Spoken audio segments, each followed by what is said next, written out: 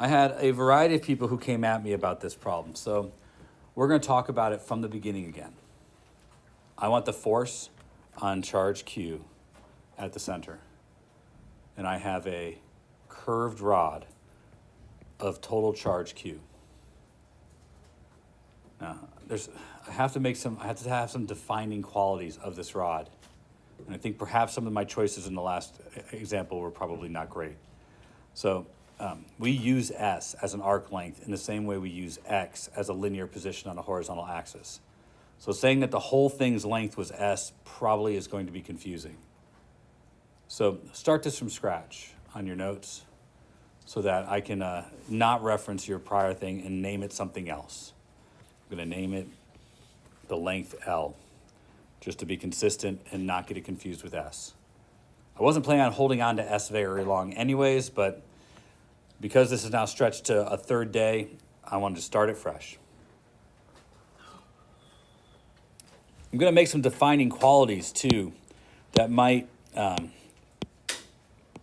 make this go faster. The first defining quality is I'm going to say that we're looking at a bar that is, that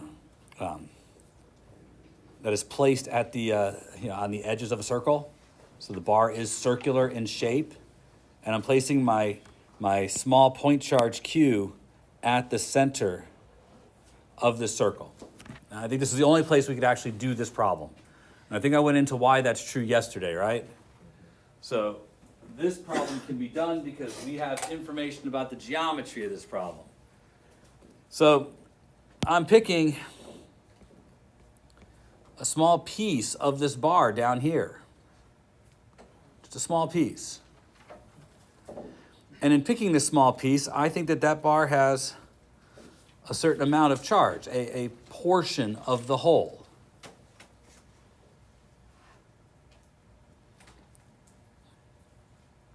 Now, that portion is certainly going to cause a force.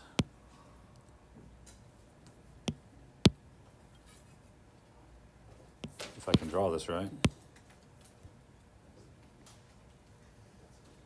And I want to try and make that big enough where we can draw a little bit around it. But that's going to be the contribution of the force, or to the force, from dq.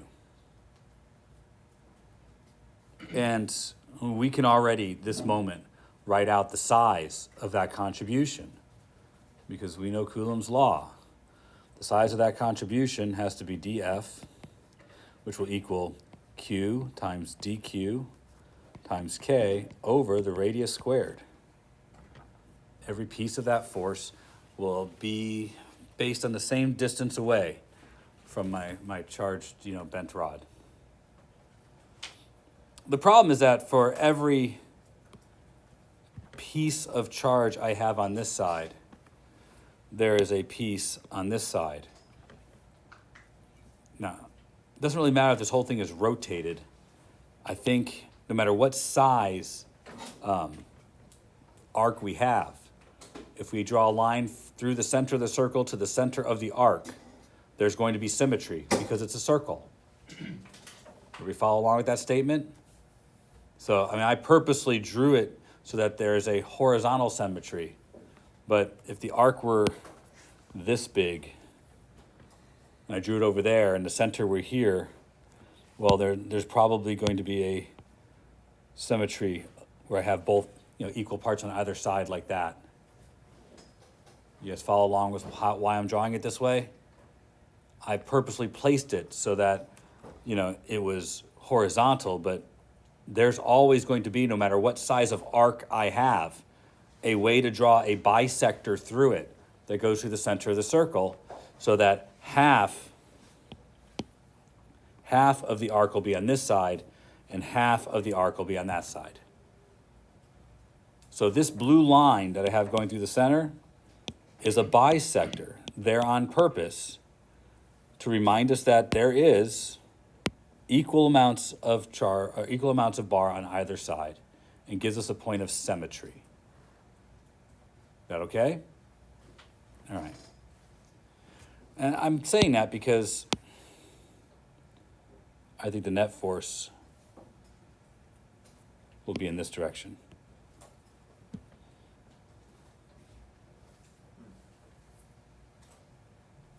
So if I want to actually add up all of the parts of the force to find the total force, I'm probably only going to be looking for, I don't know, something related to this component. So where I am on the bar does matter. We all good? We follow along with that argument, okay? So if I want to actually sum this up, I'm probably going to have to put cosine theta here.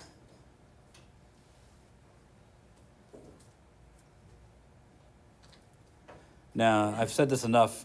I don't think I have to prove anything to say that I'm going to have to mark theta as being a measurement from that center line to where my piece of charge is, which begs the idea that I probably should express dq not in terms of ds, but in terms of d theta. I should probably try and work something into this problem that takes into account how big each piece is in terms of where it is on the arc in terms of theta, as opposed to being in terms of s or ds or something about arc length. Now, I can say that there is an arc distance of s from here to here, assuming this is 0. And I can say that this piece is of length ds, but every piece of bar is the same distance away from the center. It's the angle that determines how much of that force is appropriate, which is why I need to write ds in terms of d theta. We already know how to write dq in terms of ds. That would be writing dq in terms of ds. But if I plug that in and integrate from one end of the bar to the other, I never take into account where that piece is, relative to the center line. And clearly there's a dependence between s and theta. So if s gets bigger, theta gets bigger. Do you guys see that? So if I was to sub all that in and try and integrate, it wouldn't tell me enough. I would have to do something more. I'd have to have something here that would tell me what I need to know. And in this case, I'm probably going to have to write this as Q over L R d theta. Now I have something that determines how much of that force is in the direction of the net force. So now if I write this dF, I'd have Q over L, R, d theta, K, all over R squared cosine theta.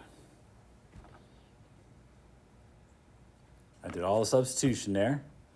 And boy, I got a whole lot of letters there. A whole lot of letters.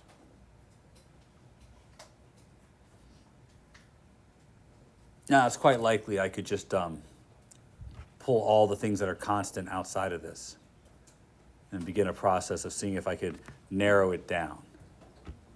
So let's kind of start that process, shall we? I think Q, L, R, K, and R squared are all constants. They're all the same no matter which piece of charge it is I'm looking at. So all of that can be pulled to the front, brought out of the way.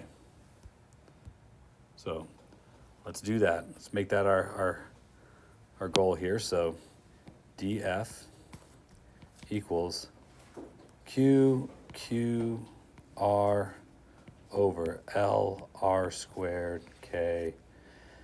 Then I have cosine theta d theta.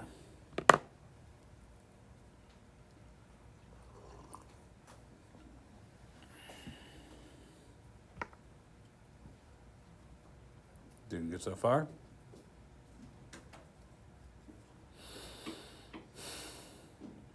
All right, well, I think we're close to the end now. If I want to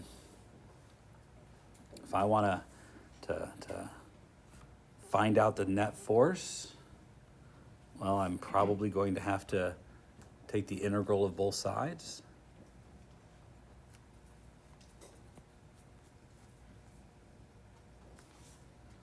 Place the integral symbol on the other side of all the things that are constant. And of course, place the integral symbol in front of df. This gives me my total force. And yeah, I can probably simplify this. That works.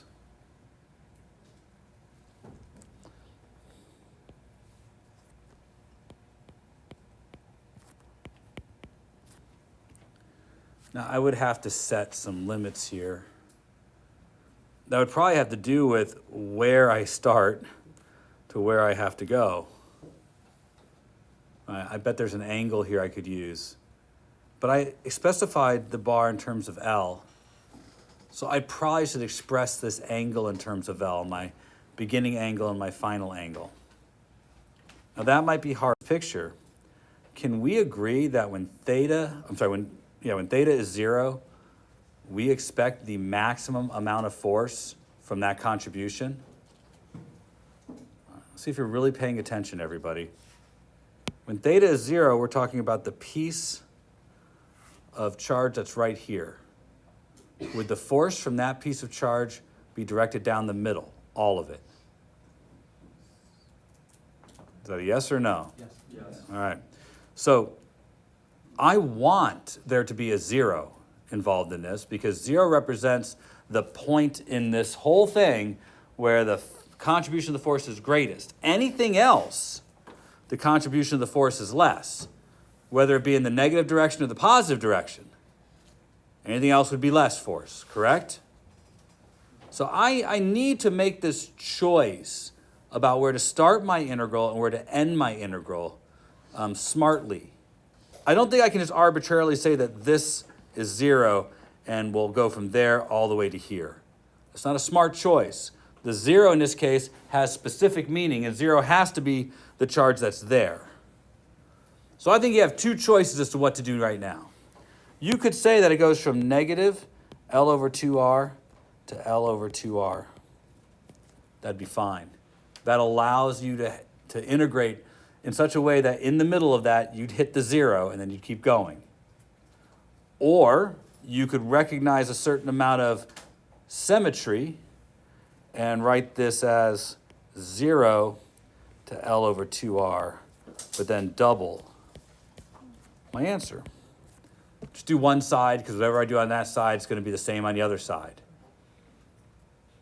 Now, I'd say both of these are fine, but they're not. Do this one.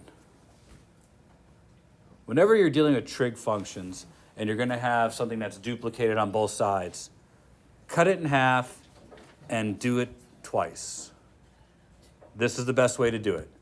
And it's simple. You know that when you take the integral or the differentiation of a trig function, you might get the opposite trig function. And you might be working in some zeros in there that you don't intend. So it's almost always better, if you know you have symmetry, to start in the middle and work to one edge and double your answer. I will still have Q, K over L times R.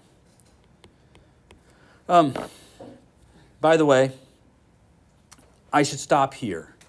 We haven't talked about calculus. But everybody who was in mechanics last year did this integral. And everybody at calculus last year did this integral. So, you guys who have had calculus and know what's going on here, finish this, please. Get an answer. And for you guys who have never had calculus before, maybe take a peek at that, trig chart, that integral chart. I will say that getting all the way to here is worth almost all the points. Getting your answer will be worth only 1. So from this point forward, you're getting 1 point for actually getting the integral symbol gone.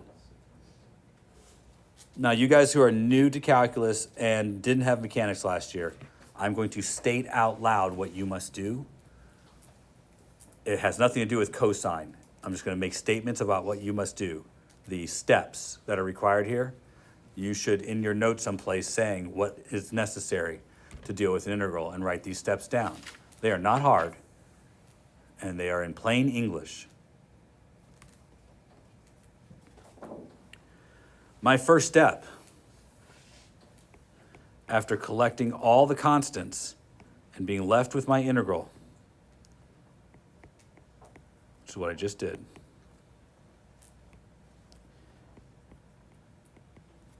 is to see if your integrand, which is the part between the s and the d whatever, to see if that's something that you recognize as having an antiderivative. That's what your first step is. This dictates what happens next. If it's something you recognize, then you probably know that there's an antiderivative for it. If it's something you don't recognize, then you will probably have to employ some kind of process to get your solution. In this class, almost always we'll have something here that we recognize. This one is one that you will come to recognize. Its antiderivative is sine. So if you recognize it, your next step is to write down the antiderivative for your function. So step one is to see if you have a function you recognize. And if the answer is yes, step two is to write down its antiderivative. Don't forget, you still had a collection of constants out front. They get brought down at the same time. But instead of a parenthesis on the other side, traditionally you write a bracketed closure on the other side to remind you that your function is subject to limits. This is not what you're going to learn in calculus. In calculus, you'll learn to do an indefinite integral and deal with your constant separate. In this class and on the grading sheets that they always produce for the test in this class, they want to see your limits and they want to see how you employ your limits. So you will need to do this in this class if you want the maximized number of points in the exam. Now, they may or may not look for this step, but this step is necessary in getting to the answer. The next step is to plug in your limits. And I'll say it again for you guys who have not done this much or are learning this. You plug in your limits in the place where the function variable is. We're plugging our limits in for theta. You plug your top limit in first, and then you subtract the result of plugging your bottom limit in. So for this one, 2qk over L times R, I'll have sine of L over 2R minus sine of 0. Plugged in my top limit, subtracted plugging in my bottom limit. Again, look, for everybody who has not had calculus, the only thing you don't know is how to go from that cosine to the sine. Everything else you're being taught today, and I expect you to know. It's in your notes now. For this is the answer. That's the last step. Now, you might be able to simplify. In this case, we can. Sine of 0 is 0.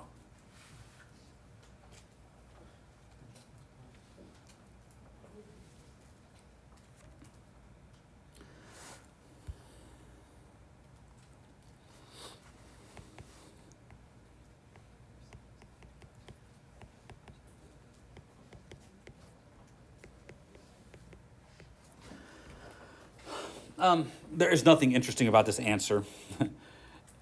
We should check it to make sure it makes sense. And if you don't know what I mean by that, does it still have the same structure you expect? Do you have the product of two charges in the numerator? Do you have the product of two distances in the denominator? That's necessary for Coulomb's law's variables to work out to give you an answer in newtons. And I see charge squared here, and I see meter squared there. That's a good sign that you've done everything right. Of course, this part is scaling your answer. That's good too. It's telling you by what amount you will scale your answer. There are some things about this that are interesting and perhaps kind of unique. And I don't know if you can recognize this, but this L over 2R is telling you that there might be a point where this is maximized. It might not be obvious, but it is. And for people who are good at math, you'll start to see it. If you can concentrate the charge someplace, you can maximize the size of this force. And it's staring at you there. So I'll let you think about it, because some of you like numbers, and you should. But I am more interested in this process and less interested in this answer. These are not particularly interesting answers. So find a way to break up your object into pieces. Identify what you are going to call the density of the object to use in finding the charge of that piece. Find a way to point to that piece and see if there's any symmetry that's involved in your answer. These are all things that you have to do when it comes to deal with distributed charges. On the other hand, when it comes to Coulomb's law and distributed charges, you've seen all three possible things they can do. A bent bar, a long bar, and, maybe there's only two. There's not going to be many things like this. Now, I want to move on to something else, but are there any questions about this activity? I will be asking you to do these activities. I'm going to give you some pictures, and I'm going to ask you to go through the process of filling out that integral and getting to the point where you're about to integrate. I won't ask you to execute the integrals, but assembling the integrals is hard. Getting that first integral assembled, it's hard to do. And it's generally pretty easy to follow along when Mr. Shelton's doing it, but when you're sitting looking at a blank piece of notebook paper and you're asked to do it on your own, it tends to be a lot harder. So this is only something that will come to you through practice and perseverance. And if you decide never to learn this, understand that you're probably sacrificing a 5 for a 4. That also means you have to get everything else right. This is worth learning. It may not show up on the exam, but some form of this will. Some form of an assembly of an integral is going to be on the exam. The most likely thing they're going to do from this point forward is instead of actually having you execute the integral, they generally want to see you get to this point, and then they tell you what the answer is going to be. They almost always say, show that the force on a charged particle will be equal to, and they give you the answer, which means they're no longer even giving the point for doing the calculus. That's been pretty typical in the last couple of years. All right. I want to advance our knowledge.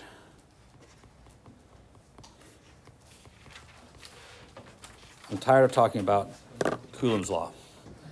Coulomb's law isn't a law, not in a real sense. It's true that there's never been anything that's an exception to Coulomb's law. So that's good. By the definition of what a science law is, it fits it. But the definition of a science law is a little bit esoteric as it is, right? It's something that happens the same way every time and there are no exceptions to it. That's all there is when it comes to a science law. It doesn't attempt to explain why any of these things happen. That's what a theory is all about. So Coulomb's law is technically a law, in the same way that you can say no matter where you drop something on the earth, it falls to the center of the earth. That's true, great. That really doesn't tell me very much. In an attempt to explain why this happens, this class is about fields. And what I mean by that is there are many different theories about what causes forces. And anybody who's had to sit through my force lecture knows that I love talking about that stuff, because there's a lot of whack job kind of stuff out there. But I am a field effect theorist, and I believe in the concept of a field. If you're unaware of what a field is because your prior teacher was ineffective at communicating that, then it might be prudent for you to think about what fields are. when we've been talking so far about charged particles, you've taken it as fact that unlike charges attract and like charges repel. Now, you may or may not have had an opportunity to actually see charges repelling or charges attracting. If what you have seen has been magnets, that's a whole different experience and something different. It's hard to see stuff like this in Florida because of the humidity. You need something like static cling to really see it. You know, and when it gets dry outside, we'll try and stand your hair up on end. We've got the Van de Graaff generator. We can probably see if we can't shoot some sparks and stuff. But the truth is, it's hard to find a good dry day in Florida to make that happen. Now in Arizona, oh yeah, you get all your hair to stick up. It was awesome. You could shock the whole classroom, shoot sparks out of our fingernails. It was fantastic. It's just harder to do in Florida. So a lot of times, this idea that opposites attract is something that you've just accepted. Now I have to make you go one step further here. You see, accepting that there is a force that pulls these particles together is one thing. Explaining why they get pulled together, well, that's really hard to do. Because there is no why. Nobody knows. There's several theories about why. But there's just not one that's fully competent in explaining it. All right, well, I guess that's if I wanted a part of a circle, then the ratio of the circumference to the radius could help. Because that ratio has to be the same, regardless of where I am, what kind of circle I have. That's why we use that kind of ratio. Now, if I only wanted a portion of the circle, well, then I can use that 2 pi again. Or at least I could use the nature of that again. Meaning, if I have a portion of the entire 2 pi, then that would have to be equal to this arc length divided by the entire circumference. That has to be true. Right? These ratios have to be true. Which is why I can say that this arc length, S, is equal to the angle that I have here times the radius. That has to be true. That's what I was saying yesterday. Now, I'm going to use that here in a minute, but this shouldn't be a huge deal-breaking idea. I want you to imagine if you had a stick that was this long, and you placed a pencil on the end of it, and all you did was rotate that stick that many radians, well, that would have to be how long that arc length is. So this shouldn't be a very powerful statement. This should be a, yep, that's got to be it kind of statement. Because I want to do more than that. I want to convince you that if I start here and I move a small amount of an angle, then I would be just right here, right next to it. In fact, I would want to go the extra mile and say that the size of this arc length, this piece of arc, ds, would have to be equal to r d, whatever my angle measure is. And I am purposefully using a different symbol today to let you know that the symbology of the angle in which I choose, or the way I want to express the angle, it really doesn't mean that much. I can use phi, and that's just fine. I can use theta, that's just fine. Don't get attached. I just need to pick something that represents an angle, and Greek letters tend to be the things that we use. So I need this today. That can be a problem for any of you? Do you need a better explanation? Do I have to talk about gradients and degrees? All right. It might require us to think about circles a little bit. Let's try and think about circles a little bit to see if we can figure out how we'd express this angle in order for it to make sense with what's been given.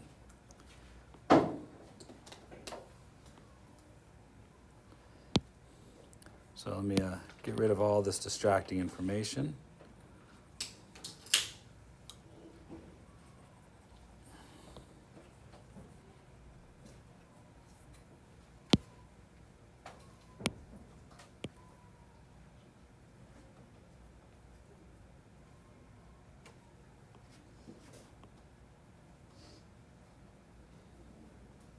That looks good, doesn't it? Nice bisector there. If this arc length from here to here were L, I told you that the circle has radius R, what would be the relationship between this angle and L? I mean, it was written up here a minute ago. I'm just seeing if you guys can remember back about 12 minutes. I have one person with their hand up. I think it's elbowed, but it's close. I have another person with their hand up. I have 5 or 7 people who think they can do this, maybe more. So Josh, what do you think?